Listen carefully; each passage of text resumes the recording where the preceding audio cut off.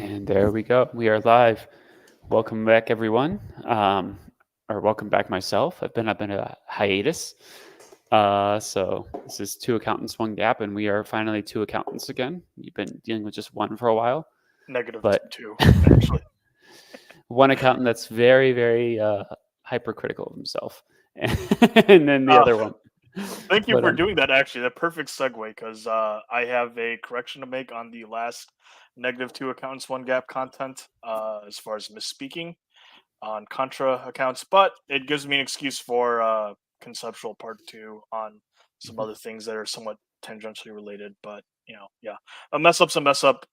Public mess up is a mess up, but title's been adjusted, and I did what I could as far as trying to make the. I don't think I can pin the comment, but I think that's an owner thing. But yeah, Are you not either an way, owner? attempts made. I think it has me as an admin on the YouTube side, but it's fine. Okay, Yeah. we'll Like play with it. I think people know like that an effort was made to point out mistake was made, and I'll be doing that. So good intent In for whatever reality, that's no one worth. else is probably going to catch that except for like one or two people. So probably not. Probably not, but like I'm just glad that I at least caught it within a 24-hour period, and tried to show signs of like working on it, correcting it. So at least we got that going for ourselves. But anyways, to Dean Kamen and segue ourselves back to the original topic, Mhm. Andrew. So I know this has been talked about already in this channel, but I wasn't here and I really wanted to come back and talk about it because it is a topic that I've been looking into and investigating, and something I find really interesting, and that is B. Riley. I know that you and Fabio from Capital Mindset also talk about B. Riley, but I just want to go through this because this is a company that, full disclosure, I am not currently short it, but I'm very much considering shorting it once I have some funds rolling in probably this Friday. Um, it is a company that I think is very much going to die. Uh, Oh, in terms of like, I have a hard time seeing these guys be alive. They have a lot of issues operationally. They're losing money, and they're just over. I mean, the whole company has a history of kind of being shady. hmm. When they made a lot of money, the time period that was really good for them. And I know that this is we're trying to focus on accounting, not just like stocks, but I think this is kind of intertwined just in this. Yeah. But the time that these guys are really, you can see when they boomed was the 2020, 2021. And one of the things that was going on during this time, among other things, but one of the big things that was going on was SPAC mania. And these guys, I don't know how many, I wonder if I can pull up here and see how many SPACs they did. But they did a lot. And that's where they made Bulk of their monies. mhm. uh While you're looking at it, credit to Fuhat because I kind of ignored him last time Fabio and I were talking about it because he referenced one of the more high-profile SPACs. what was that? It was something related with gamers. I want to say Fuhat will Were they probably say skills? something about it. Maybe. I like either that or he referenced like multiple of them. But yeah. These guys have a colorful history, trying to keep us uh, somewhat clean from a liability standpoint. Yeah. And Freedom of I would speech have and to all, I'd but have to go through and do a little more research. Um yeah, investments and money companies that have a high likelihood of defaulting. Okay. So we'll get into all that. But going back to this and why it kind of ties into the accounting hmm. is on their 10K. So B. Riley was delinquent on their 10K and they finally filed it. They're late, Yeah. out of compliance, they filed it. One of these stories that was going on was they were fighting with their auditors. And I don't know if you and Fabio talked about this. Did you guys go over kind of like the actual relationship between an auditor and a client that's being audited and how it all works? I don't think so to the full extent, but even if we did, I think it would be useful from your perspective because he Right, has his perspective in the accounting field, and you certainly would have right. your own. So I don't know what your understanding is exactly, but it's kind of funky. Um, because so you're an auditor and you're auditing your client. Mhm, Your client, though, is the one who's paying you. mhm, So, as an auditor, make no mistake about it, you are there to make sure, and everyone thinks you're there to find fraud or to do. No, your job is to say, are the financial statements materially accurate? So that is your job as an auditor. Now, if you're finding fraud too, as you're going through it, great. But like mhm, the primary thing of an audit, yeah, if they find fraud, great. But that's not the primary role of it. That's a forensic accountant. This is, are the financial statements materially correct? And yeah, if there's fraud on the books, they should find them. But like I said, that's not their primary goal. mhm, So you have the auditor who's trying to say, are the financial statements good? And you have the client who's paying this auditor. So the auditor is, if you think about it, financially incentivized to give as positive of a review as they can because you want your client happy. But you do have like your own um, credibility or your own reputation to worry about as well. mhm, But and there's been reports, and that's why I think a lot of people call for like kind of some reform within the how that works because a lot of people say like there's so much that gets missed by EY, or KPMG or Deloitte or let's see, PwC. yep, Um, and so, and I'm setting this up because I want to show. So what you have to understand is that these auditors are going to work with you as much as they can. They're going to say, "Hey, we found this. It doesn't really make sense. Can you walk us through it?" And then you guys talk and they say, hey, "Well, if you do this, we'll feel more comfortable." And you say, "Oh no, we think this," and you can usually come to some kind of agreement. Um, and so within an auditor's job to issue the financial statements, they have to give you an opinion. Did you guys talk about opinions and the different levels? Uh, I want to say very briefly, but again, even if we did, why not? I say this is great. Yeah. So what we have three opinions, right? I don't think I'm Yes. missing one. You have unqualified, Hmm. which is the best opinion. It's you'll hear people are like colloquially they'll say a clean opinion. That's what that Hmm. means. You have a qualified opinion, and a qualified opinion usually means hey, everything's pretty good, but there's one or two things that's like we need to fix this. And there's an adverse opinion, and the adverse opinion is like there are some real red flags here. We don't feel comfortable. We're putting this out here to cover our own butts. Um, and I have never myself seen an adverse opinion. I've seen qualified and unqualified Hmm. at companies I've worked for. Note, I've never been on the actual public auditing side. I've always been on industry side. Hmm. Um, and like at my current company, I when I came in, they had been getting qualified opinions for like a while, and we now have unqualified opinions. So there's like and Yeah, that's a big thing takes as time. like as a CFO or a controller is like you want to make sure that you get your company to that point. Um, so, anyways, now B Riley, this is a big publicly traded company. You would think this is a company, if you're an investor, that should have a clean opinion.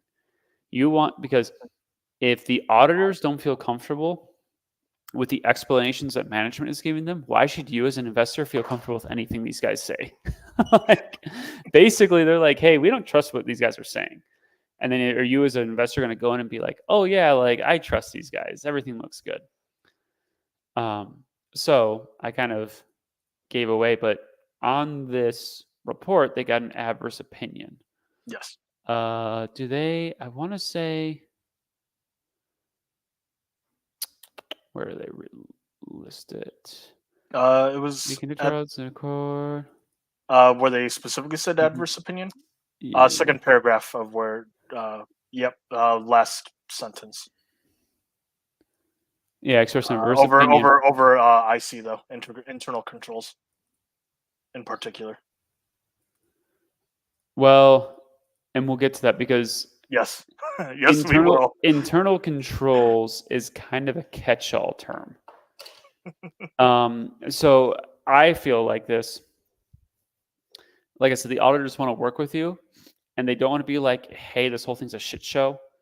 So they're going to say like internal controls. Well, what do you have? You have internal controls over goodwill and impairment. You have internal controls over valuation of your assets. You have, you just go down the list of, well, what's internal controls. It's just Yeah. kind of in my opinion, a lot of times it comes as a catch-all. So, and it's really interesting actually. If you look at it, the format on a clean opinion versus an adverse, they're different formats. Sometimes I forget about that. I'm pretty sure, Mm. unless they updated that recently. But I'll double check. So these are financial.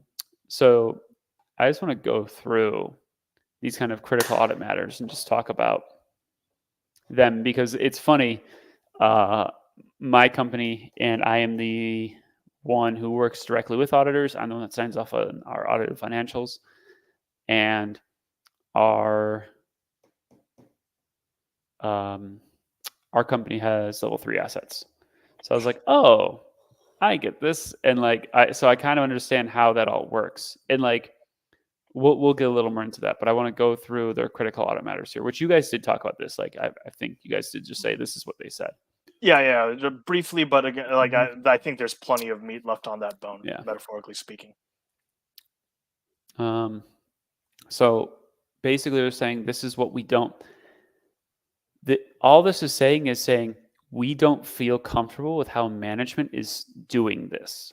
They're saying management says this is how we do this, and we think this is fair, and we disagree. And as I kind of said earlier, the auditors, it's not like the communication is not like you go to them and go, this is how we do it, and they go, oh, that's cool, and then go, this is dumb, adverse opinion. You say this is how we do it, and they come back to you and say, that's nice. We'd feel more comfortable, we can give you a better opinion if you maybe make these adjustments. And usually what you say is go, oh, well, yeah, no, there might be a little back and forth. um, to get to this point, this is basically like we try to talk to them. There are probably some screening. I mean, maybe there's some screening matches on the phone and or in person, and we just eventually decided, you know what, we're going to issue financials so they don't get delisted. It doesn't look bad on us, but we do not feel confident in this. Like what this screams to me is the audit firm Hmm. didn't want to get a black eye by saying, hey, we couldn't issue these financials, but they also didn't really want to partner it. And I wouldn't be super surprised to see a new audit firm in the next year or two. With that being said, they have been the auditor since 2009. Yeah. So maybe they stay on. Maybe this is a really big client for these guys because I'm not familiar with Markham LLP. They Hmm. may be a smaller firm. I'm not sure. So any comments, by the way? I don't want to take this Yeah, over. yeah. Just to like circle us back a little bit here. Mhm. So with the structure of the auditor's opinion, we already have opinion on the financial statements, basis Right. of opinion, but critical audit matters, which is obviously we see the first section here being Mhm. valuation of all three. What would you say is a critical audit matter if it happens to show up in a 10K? Well, critical audit matters. I think you can have critical audit matters on clean opinions Hmm. for the record. So, like, Yeah. I have seen a ton of unqualified opinion with a critical audit matter. Yeah. So, for it to show up in the 10K doesn't necessarily mean anything. Hmm. It's always going to be included because that's in the auditor's uh, opinion. I don't know Yeah. Yeah. their letter. I don't think it's necessarily means one thing or the other to be on here. I Hmm. think what matters is it on here and what's the opinion. So, like for example, if I have a clean opinion, um, and but I say, hey, I don't really like how they're doing valuation of some asset. Well, part of the thing with critical audit matters is there's always a response from management, Hmm. or well, here they don't have a response from management. How they're gonna fix it in the future. Usually, there's some kind of response saying this is how management's addressing it, or this is, Hmm. and then it gets fixed. Or maybe that's in the letter to management, not in this one. I want to say usually there is Maybe some I'm sort of thinking letter follow-up letter. Yeah, because it's letter to management that I'm thinking of. yeah, yeah. Okay, never mind. This one's not gonna have. It's gonna say how they addressed in the audit then. Hmm. But Um, critical audit matters. So not necessarily the worst thing in the world, but but I think context matters. context matters, but I still think you always want to look into, like, if you see a critical audit matter, Yeah. look into it because usually these guys have a lot more access to the financials. I Hmm. mean, think about it. That's why auditors aren't allowed to invest in companies that they either short or long in Yeah. companies they audit because they have so much more access than the public. Hmm. They basically have insider info. And Yeah. so if they're getting all this access and they're saying, hey, we have a hard time reconciling this. How are you as a public person without this kind of information going to reconcile it? Yeah. I find that very, very No, hard to do. it's funny because from my schooling, Hmm. uh, not to torpedo things, but Darden had I had to look at their one of their 10Ks, Hmm. and their goodwill was a critical audit matter as far as like impairments. Hmm. And what do we see in the headlines as far as restaurant closures goes? Wouldn't that sort of be one of those impairments that Oh, what happened you with know Darden on that? not doing too hot, like as far as like restaurant closures goes. So as far as like impairments or expenses and like things like that, uh it there was a little change that you happen to see in the financial statements, and that was, if I remember correctly, Mm, one of the critical audit matters. And it's funny just because the prof at the time said, nah, don't worry about that, this isn't for the purposes of the class. But I'm like, but this is an important thing. But so that anyways, yeah. Yeah, because the response I got was, if if the auditors had a serious opinion, and like went adverse or tried to push back as much as possible, that probably means bankruptcy. Darden mhm, probably not going bankrupt. I'm like, yeah, you're right. Like you'd have to really ramp up impairments for Darden to go under. yeah, Uh, yeah, but like that would still matter though. Like like mhm. I'm pretty sure some of our viewers like quote unquote stable or perceived as stable companies, and a critical audit matter can help highlight some of the issues going on. One of the things that's really important is when you're in small cap stocks. Yeah. Oh Small yeah. caps have a lot more risk, so you want to see where the Hmm. risk is so you can cover yourself. Yeah. Um, yeah, which is kind of why I also like gap companies because it's easier to see this whole layout. They still have uh, this on IFRS, but there's Hmm. sometimes less consistency when you're reading a 20F versus 10K. Um, Now we can get into the fun. Oh yeah, yeah, absolutely. Sorry for Let's see. torpedoing. Just wanted No, to no, you give didn't. the No, viewer that no, it was context. no, it was very good because I think it's a very important thing. If you are an investor, Hmm. look into the critical audit matters and just see what they're saying, what they think management's being a little too optimistic about. I wonder if there were any. You know what? Just for I don't think anyone here. I don't think this is a newsflash to anyone, Hmm. but we're all from. Sorry, excuse me. We're all from Capital Mindset, and we are one of the Capital Mindset spin-offs, so to speak. And Capital Mindset just loves this company and loves a stock called SoFi. And I just Yep. want to see real quick if they had any. Yeah. Um, Oh yeah. Yeah, it's there. let's I see. forget the exact details, but it's definitely there. Because I admit financial service companies and banks, because kind of And what what it is. what we're gonna do actually, and we're gonna see how this is a thing because it's been followed really closely by a lot of people here. We're actually going to the 2022 annual report, Oh, and we're gonna see if any of the critical audit matters came to light. Uh, yeah, because okay. So this is the 2022 audit, or it was filed in the year 2022. So this is the audit for 2021. yep. Um. Oh, fair value management of loans. Yeah, it's been an issue. The FT, while it is a quality news article or production, sometimes isn't always the fastest. Mhm. But yeah, we already had smoke coming out of this metaphorical Yeah. kitchen. So it I mean, so it matters. So you should look at this stuff. Right there. And like this wasn't like me. I just wanted to pull it up and see. And so a lot of times you can see potentially what could be coming from these. It can be useful. Yeah. So now back to our friends hmm at B B Riley. Riley. Yeah. So we got Val- level 3. so valuation of level 3 investments. hmm Did you guys explain level 3 investments? Very, very I thought loosely I heard and you guys. broadly. Yeah. Yeah.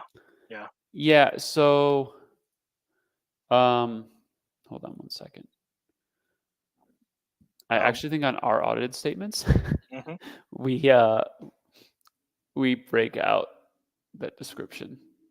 But I'm gonna, for simplicity, because I don't want to dox myself too much.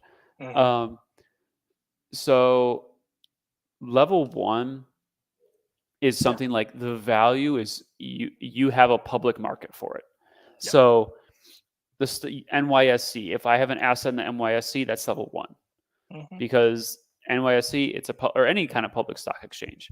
I have a immediate source of liquidity and immediate source of saying on this date, here's the valuation that the market was giving this. Yeah. Level two is usually something that could be derivatives. So something that's, or it could even be like mutual funds, I think are technically put in level two. Mm. Because a mutual fund, if you think about it, it's a valuation of a bunch of different stocks. I Yep. could be wrong on that. I'll have to double check. But like really the difference between level two and level one isn't that big. The difference between level two and level three is massive. Yeah. Level three is like there's no market for it. And so you're having to come up with ways to value it, basically. So I'll say for us, we own, I don't want to get too into it, but we own part of private companies. hmm And so those private companies that we own, um, we you have to value them some way. You have to say, this is the valuation we're putting on them, and here's our method. Now, usually, here's what happens. And that's what's really interesting. We need to go back to because, like, for us, the auditors will come to us and say, hey, here's how we think it should be valued. Like, here's a method you should use. And we go, okay, and we talk, and then we agree, here's the method we're going to use. The fact that they're having a problem with this now, and they Yeah. didn't have, and I don't know if they see like this is something I should check. So if we go back, Yep. did they have the same problem before? Because let's say they didn't, that's really concerning to me. So we're going to go back once again, 2022. hmm God, that works for KKR. God's KKR. Uh, but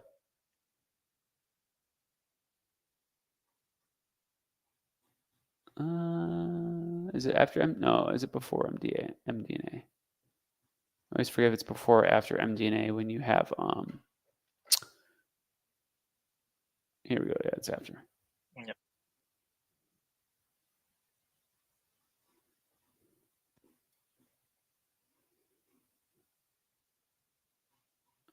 Okay, Bacon, you're gonna have to help me find this. Let's see.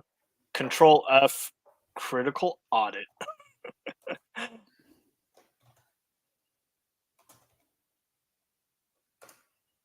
Boom. Boom. It's like I do that every now and again. Let's see. We can peekaboo. Our audits are included to assess risk of material.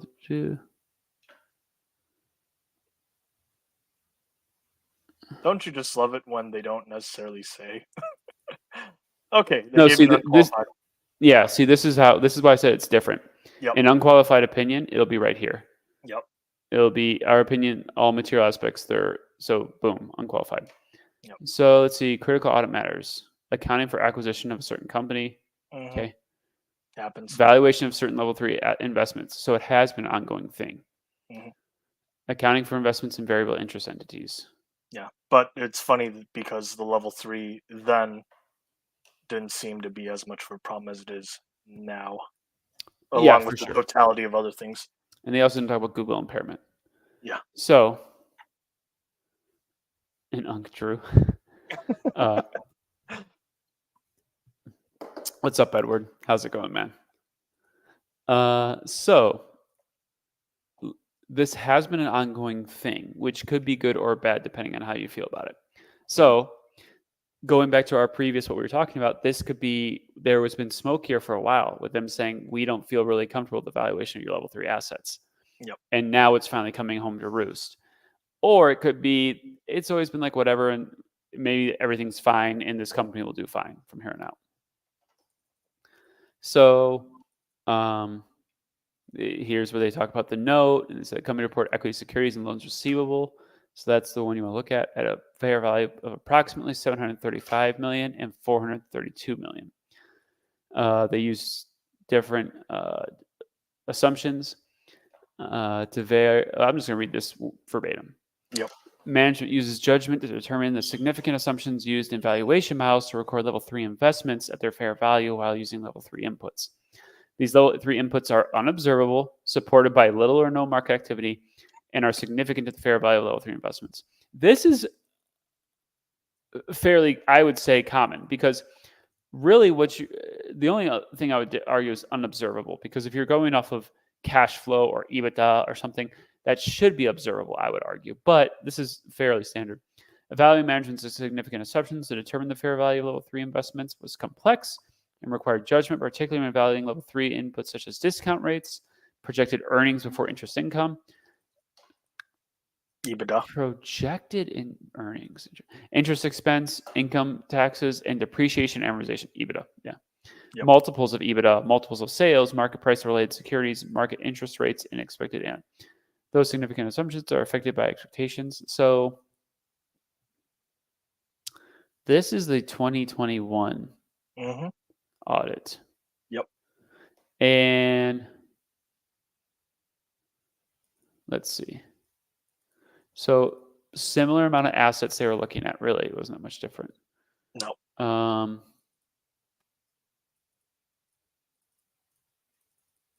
Okay. So I'm just trying to read and see how things have changed. So if we go down here, how we address principal considerations. Performance procedures relating to certain level 3 investments in the critical audit matter are one significant judgment management when developing a fair value. See, this part I don't think was in there, was it? In I don't 2021. think so either. Hmm. Yeah, not it was certainly structured differently. Yeah, because that paragraph that you just read off wasn't in there. So, and this is such the big thing. Mm-hmm. Words are very important. I could go through this and read it word for word. Yep. But one of the really important things to pick out here, and it's a very important term because it means something. So they're saying they have an issue with the level 3 investments. And then they say they tested it for reasonableness. Reasonableness is it's not just like an arbitrarily used word. It's in there for a reason. And the reason is that's what they're testing. They're saying, hey, are these reasonable? Like, could you understand why someone would do this? And when you test for reasonableness, it's a very large, like I would say it's a low threshold to hit. Reasonableness is easy to get to. So what they're saying here is we don't really trust their valuation of level 3 investments, and we just tested it for reasonableness. I'm assuming that's what they said here.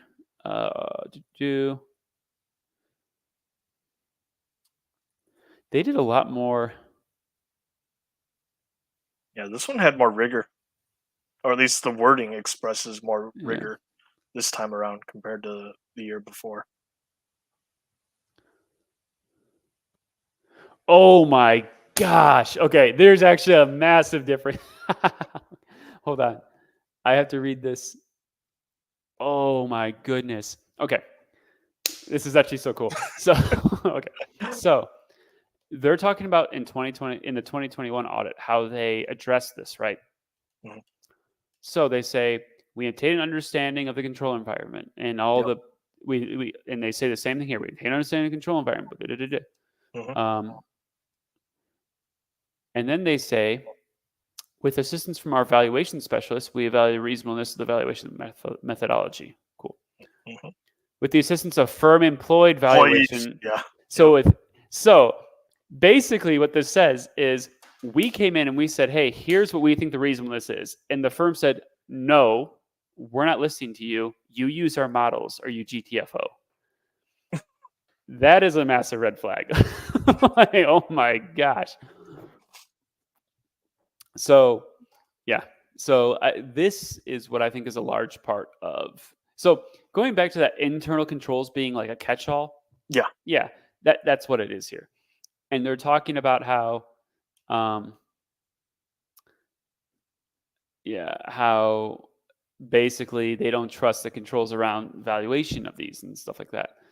Um, and then they talk about impairment of goodwills and tangible assets. I'm not as Mhm. familiar with this, but my guess is, let's see, company complete their assessments of goodwill and tangibles assets for Tiger U.S. Holdings Inc. Targus reporting unit. The annual assessment concluded that it was more likely than not the fair value of the reporting unit was less than the carrying amount.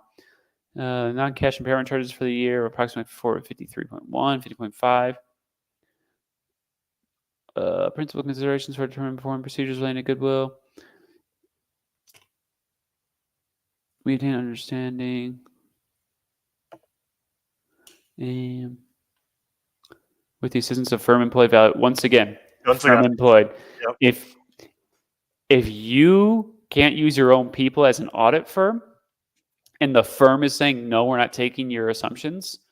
Yeah, that's why I said when I saw an adverse opinion, I'm like, oh my dude, this is, in my opinion, Yeah. smoking. Like maybe I'm reading too much into this. I don't know, because like I try to work very hard. You want to have a good relationship with your auditors, especially if they go back all the way to 2009. 2009. Yeah, and it's 2024. Right. Um, I will say maybe this is another thing I'm looking too closely into this. B. Riley, Mhm. they're based out of LA, right? I believe so, if I remember correctly. Yeah, Los Angeles. You're Yep. based out of LA, and maybe Markham is a larger firm than I'm thinking, but I want to say they're just a smaller regional firm. Why are you using a regional out of New York? But it's since 2009, so maybe they were smaller back then, things like Mhm. that. So we'll give them a pass on that. But like, yeah. Oh, and then here's the adverse An opinion. entirely, yeah, other Yeah, page. and the company, like, oh my gosh, we need a material weakness. Okay, so these are all the material. This is cool. So they go through. Oh, Yeah, cool. because Fabio and I spend a little bit of time on IC, internal Hmm. controls, Uh-huh. but still plenty of meat left on this bone as well. Because They like, mhm. unable to rely on a SOC 1 Type 2 report with their IT solution? What? Alrighty, for the people, for the accountants in the room, sock. What the heck? Why are we talking about clothing here? No. So No. a SOC report is just basically like any kind of payroll provider, any kind of payment provider, anything like that. They're gonna have a SOC. It's just basically a report saying we are able to house and store people's data, and we have it securely stored. Yeah. If you don't have one of those, it basically, like, I am a smaller. I work for a much smaller, much smaller organization than B Riley. We don't work with vendors unless they have a solid SOC 1. Um, like they have to give us the report saying, like, so I don't know what this means. That's kind of wild. It was unable Uh, to rely on sock. Also, like, I just want to know your Macaroni Wireless subsidiary. What the hell? Yeah. What is Yeah. It's Macaroni Wireless? great. Um, but um, According to the effectiveness of management's review controls over investment valuations, such as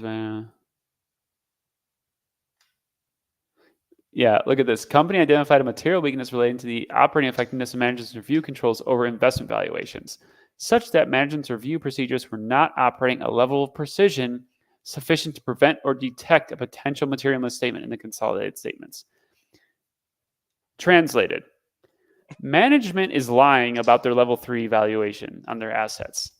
That's if you go through all this, that's what that means.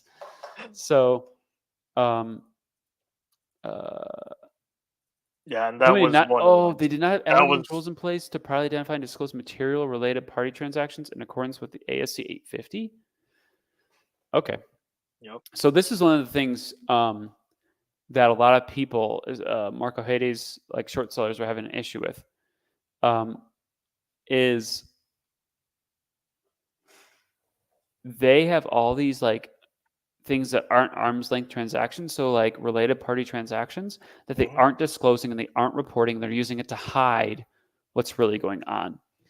And so what it sounds like is the auditors are agreeing and saying, yeah, all of this stuff is BS. Um, by the way, if we want to, we can also look at the actual financial statements, and they're not like they're rosy financials by any means. Hmm. Um, is this the balance sheet? Yeah, Yes. so they got cash and equivalents, down year over year, but that's fine. They have some restricted cash, securities, and other investments owned at fair value that we don't trust, securities borrowed. Um, so you can see their equities going down year over year by quite a lot. So Yep. we look like accumulated deficit of almost 300 million. And let's see, securities loan, operating lease liabilities, revolving credit facility, term loans net, senior notes. So they have a lot of debt. They have not a lot of cash. The things that they're using to collateralize their debt, they're lying about the valuation on them. And they are, let's see, how much cash did they burn? Let's see. Net loss 100K. Let's go down here. Statement of cash flows. Let's see. Net loss. Where is? Says you had net cash provided by operating. Oh, because they securities loaned. So they only had a 40 million decrease in cash. But how long does that stay alive when you have to redo these notes coming due? Anyways, this is less like accounting stuff, so we're gonna move on. But if you're an investor, pay attention to this stuff and like learn how to read between the lines. Like auditor, I think the big takeaway is if your auditor is incentivized as much as they can to work with you and do as much as they can to help you have a good opinion. That's a lot of what the back and forth is. It's not like the auditors, I mean, yeah, they're in there, but they'll come in and say, hey, we found these adjusting entries. Like, I have no doubt the auditors did their own analysis and said, hey, this is the fair value. Oh, and I actually have it here. Here's this another thing we have to go through is their Yep. valuation on their, but they said, hey, here's our fair value assessment. Hmm. And here's the changes from what yours is. We should book this. And what I'm seeing is management went back and said, no, we're not taking what you said. And so then that's why it took them so long to issue, because there's probably a lot of back and forth with the auditors going, well, we want to issue, but we can't because we don't feel comfortable with this. And they're just going back and forth.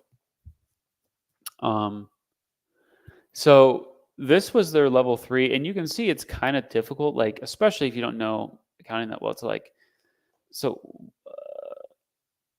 they have, equity securities, multiple of EBITDA, which I would argue is an observable input, but I guess they're saying the equity securities they own should trade at an average of 7.1x multiple to EBITDA. Who knows? Because we remember a lot of their assets are having their goodwill impaired. Yeah. And so the question is, should they really trade at that high of an EBITDA multiple if their goodwill is being impaired? And let's pull it up and see. Yeah, And I'm some guessing people would say that's a one-time expense and non-cash. It doesn't matter. what was their EBITDA? And I want to see how that relates to their own EBITDA in the multiple that's being assessed to them on that. Um,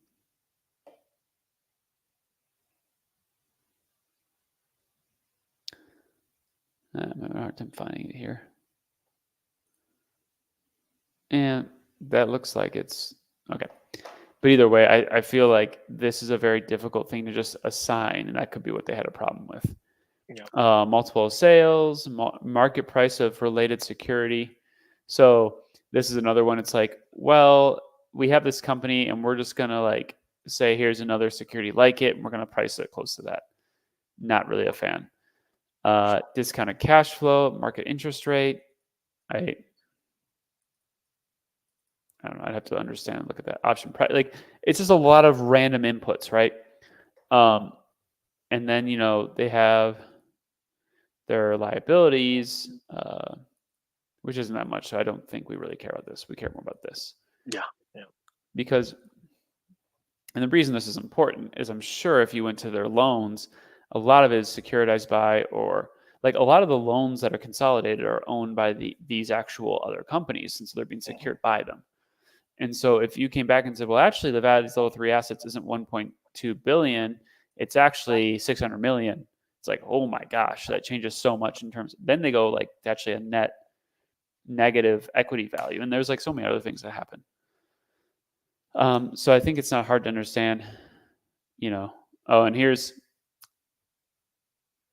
I see. So this was their valuation 2022. Yep. Looks like so they expanded the multiple by 1.1 on EBITDA. They decreased it pretty significantly on multiple sales. Decrease that market price related security.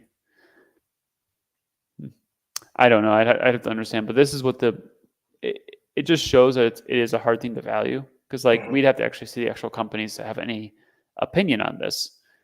But the auditors saw it and said, no, we don't agree with this. Basically, Yeah.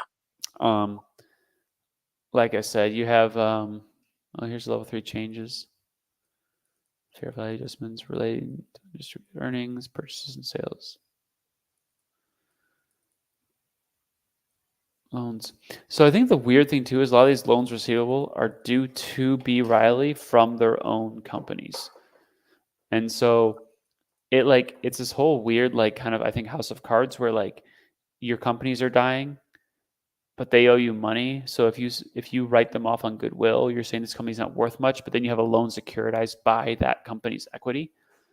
Um, so yeah, basically, uh, look into this stuff before you invest in a company. And I would say for the average person, if you see an adverse opinion, just don't invest in it. Putting my accounting hat on, you want to as much as you can if you're doing the accounting for a company, or if you're the public. Like this is the other thing, the public accounting firm doesn't want to issue adverse statements. You want to issue clean opinions as much as you can. It's a good thing to have a clean opinion. Yeah. You have a better relationship with management. You're able to probably do more things with them. It just everyone has a better time if the opinion's clean. Um, you get to usually the audit's done faster. So yeah, you can say that they get paid more, but hello, capital mindset. Strange to see you here. Uh, but but basically, just you want to be careful. And on average, I'd say if you're a public investor, if you see an adverse opinion, just stay away from the company. Mm. Um, if anything, usually an adverse opinion means they're closer to a short than anything else. But yeah, I don't know if you want to kind of have any other thoughts. If you want to move on to something else or talk about something. Uh, I think we covered a fair amount. I mean, like the only other thing I could ask about was just internal controls because Fabio Okay. and I talked about that Mm-hmm. like conceptually. So for people like to get a little peek behind the hood, so to speak, or behind the In curtain. term, yeah. So I can go ad nauseum to how I internal controls. Like there's a, I'm the head for finance. I'm the top level head finance and accounting where I'm at. So one of which sounds a lot more sexy than it is if you know I worked at everything. But so one of the things I deal with a lot is looking at and saying, what's internal controls? How do we set things up?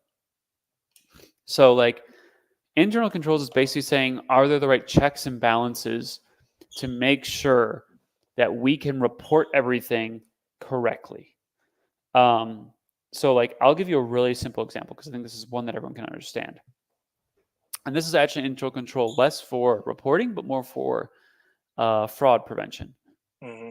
So when I got to the company that I was at, the CFO, who's before me, who was also did duties as a controller, he had full control over the bank account. He also was the one that reconciled the bank account. Um, so think about this from an internal controls perspective.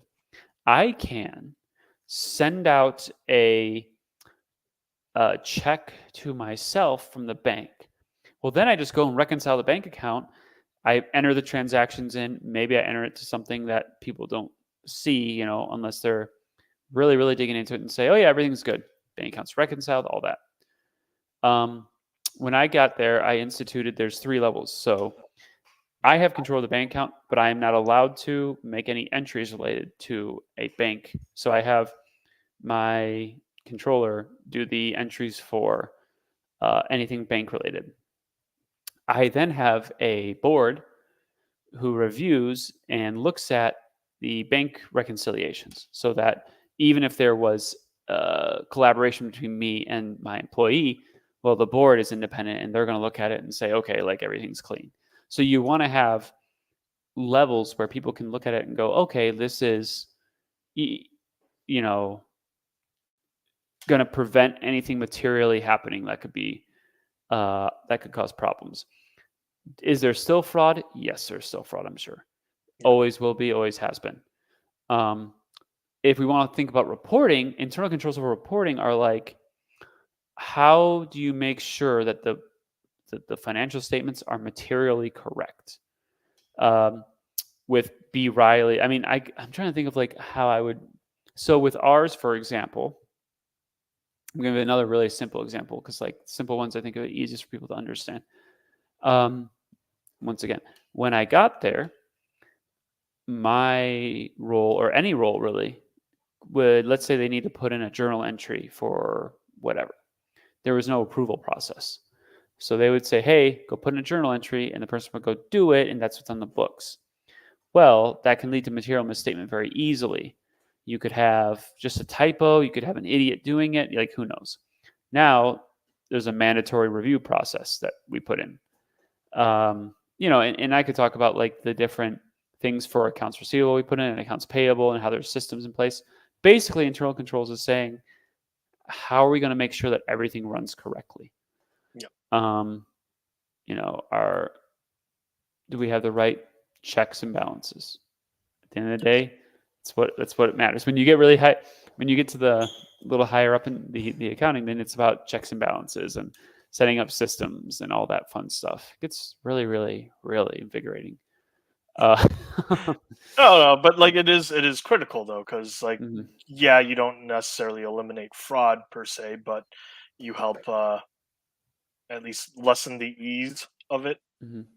Because my academic background, it was told to me as segregation of duties and responsibilities.